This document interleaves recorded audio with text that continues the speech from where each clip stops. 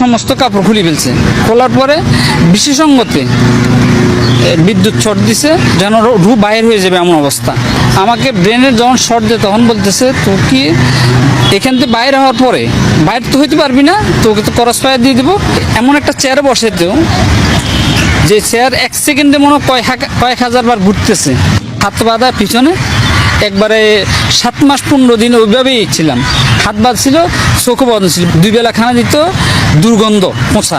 যে রুমে ছিলাম ওই রুমের দেওয়ালগুলো দেখতেছি বিভিন্ন জনের নাম লেখা, বিভিন্ন নাম্বার লেখা। বিভিন্ন বলতো, কখনো যদি ফিরে যেতে পারেন আমার এই নাম্বার একটু জানা দিয়েন।